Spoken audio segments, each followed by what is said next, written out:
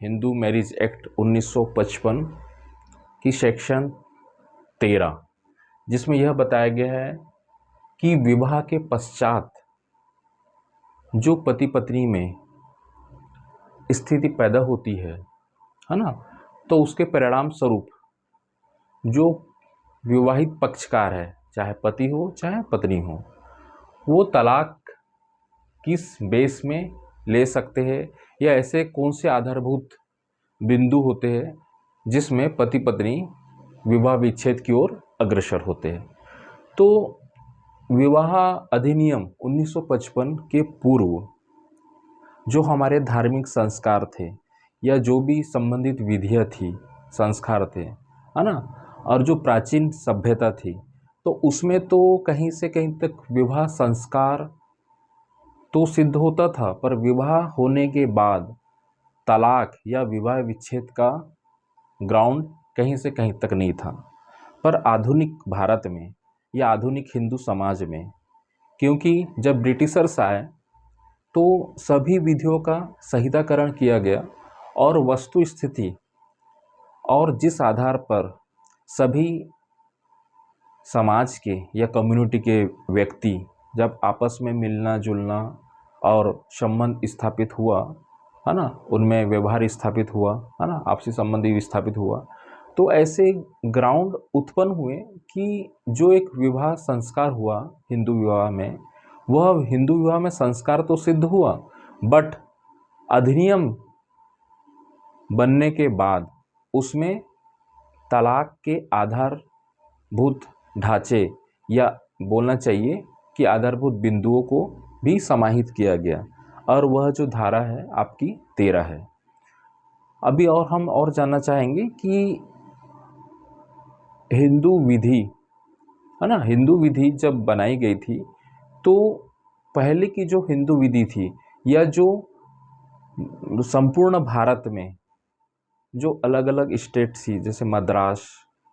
बम्बई, है ना,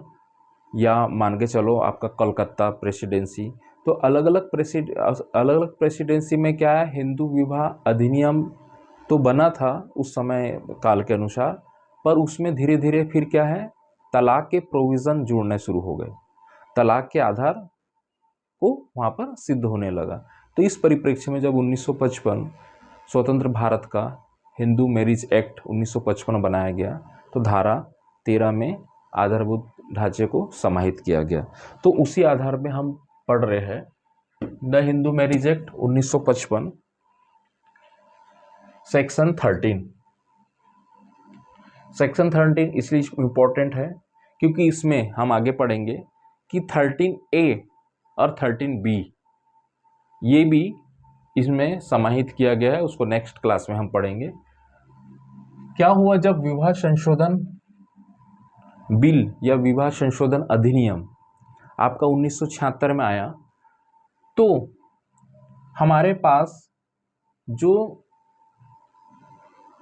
सेक्शन 10 है ना, अधिनियम की सेक्शन 10, उसमें दिया है जुडिशियल सेपरेशन, न्यायिक पृथक्करण के जो ग्राउंड थे, है ना, जो शर्तें या ग्राउंड बोलना चाहिए तत्व, और विवाह विच्छेद के भी ग्राउंड लगभग मैच होने लगे, लगभग एक समान होने लगे। इसी कंडीशन में 1976 के बाद जो विवाहित पुरुष या महिलाएं हैं वो न्यायिक पृथक्करण की याचिका दायर न करते हुए अब वर्तमान तक या उस समय के दौरान से जो शुरुआत हुई है वो विवाह विच्छेद का एक बोलना चाहिए याचिका न्यायालय में ज़रूरत से ज़्यादा आने लगी। तो यही चीज़ इसमें स्पष्ट किया गया है कि 1976 से न्यायिक पृथक्करण की जो याचिका के स्थान पर अब विवाह विच्छेद की याचिका की संख्या बढ़ना स्टार्ट हो गया है ना। और आप अभी देख ही रहे होंगे वर्तमान में जितने भी कुटुंब न्यायालय है या डिस्ट्रिक्ट के जितने भी फैमिली कोर्ट है, उसमें आए दिन आप इस चीज़ से वाकिफ़ होंगे कि विवाह विच्छेद या तलाक के या डिवोर्स के मामले आए दिन बढ़ते जा रहे हैं। तो सेक्शन 13 में हम फोकस करेंगे विवाह विच्छेद तलाक। इसमें बताया गया है एक्ट में कि कोई विवाह जो अधिनियम के पूर्व, है ना, 1955 के पूर्व या अधिनियम बनने के बाद विवाह अनुष्ठान किया हो या विवाह हुआ है। ऐसे विवाह को या तो पति या पत्नी द्वारा पेश की गई आवेदन या याचिका के आधार पर हम कोर्ट से क्या ले सकते हैं, विवाह विच्छेद की डिक्री। पर यदि वह डिक्री किस आधार पर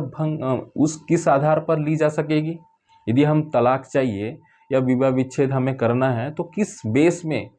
वह हमें प्राप्त होगी डिक्री न्यायालय से। तो इसमें यह लिखा है विवाह विच्छेद के जो बेस या आधार है,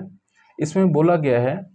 कि धारा 5 के अंतर्गत शर्तों का असत्य पाया जाना। यदि हम विवाह करते हैं या विवाह के जो दो पक्षकार होते हैं उसमें, यह पिछले क्लास में हम पढ़ चुके हैं, इसमें ज़्यादा बात नहीं करेंगे इसमें। तो इसमें यह बोला है कि जो कंडीशन 5 है, यदि उस कंडीशन के विपरीत परिस्थिति विवाह होने के बाद उत्पन्न होती है तब। दूसरा इसमें बोला गया है कि धारा 10 जो जुडिशियल सेपरेशन है और 12 में हम पढ़े हैं वैडेबल मैरिज, जो शून्यकरणीय विवाह है, उस शर्तों का यदि पालन होता है, पालन मतलब यदि शून्यकरणीय विवाह जिस स्टेज में होती उस स्टेज को भी विवाह विच्छेद का आधार बताया गया। तो हम स्पष्ट यहाँ करेंगे कि विवाह विच्छेद के आधार क्या होंगे। इसमें 3 बिंदु है, इस 3 बिंदु में बात करेंगे। पहला बिंदु बोल रहा है कि विवाह के पश्चात पति या पत्नी ने अन्य व्यक्ति या स्त्री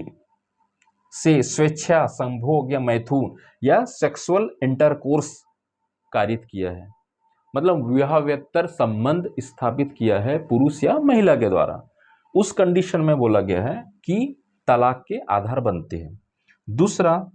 इसमें 1 पॉइंट में ही बोला है, 1A जोड़ा गया है और 1B जोड़ा गया है। तो 1A बोल रहा है क्रूरता का व्यवहार किया है। यदि विवाहित महिला के साथ ससुराल वाले ने क्रूरता का व्यवहार किया है या नातेदार ने क्रूरता का व्यवहार किया है तो वो एक ग्राउंड बनेगा।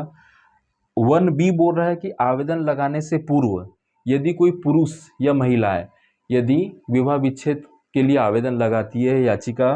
लगाती है, तो उससे पूर्व पति पत्नी एक दूसरे से क्या है 2 वर्ष से लगभग अलग रह रहे हो, ये ग्राउंड है। अब दूसरा जो पॉइंट है इसमें बोला है विवाहित पति पत्नी में से किसी ने धर्म परिवर्तन कर लिया है,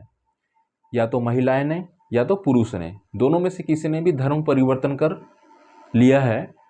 अब वर्तमान में वो क्या नहीं रहा है, हिंदू नहीं रहा है, तो ये भी एक ग्राउंड है। तीसरा ग्राउंड है विवाहित पक्षकार कोई एक असाध्य रोग, विवाहित पक्षकार में से कोई भी एक, चाहे वो महिला भी हो सकती है पुरुष भी हो सकती है। असाध्य रोग में क्या है, यौन रोग भी होता है, मानसिक विकार से ग्रस्त भी हो सकता है, पागलपन भी आ जाते हैं। तो ऐसे असाध्य रोग जो पुरुष या महिला कोई भी पक्षकार में से किसी व्यक्ति एक विशेष को हो, जिस कारण से वह साथ नहीं रह सकते। कंडीशन ऐसे बनती है कि विवाहित जो संबंध है या जो एक गृहस्थ है ना, दाम्पत्य जीवन है, वो नहीं जिया जा सकता। तो ऐसी कंडीशन में जो व्यक्ति है या महिला है डिवोर्स ले सकती है, डिवोर्स के ग्राउंड बन सकते हैं और डिवोर्स लिया जा सकता है। तो आज की जो क्लास थी स्पेशल सेक्शन 13 में इंगित थी,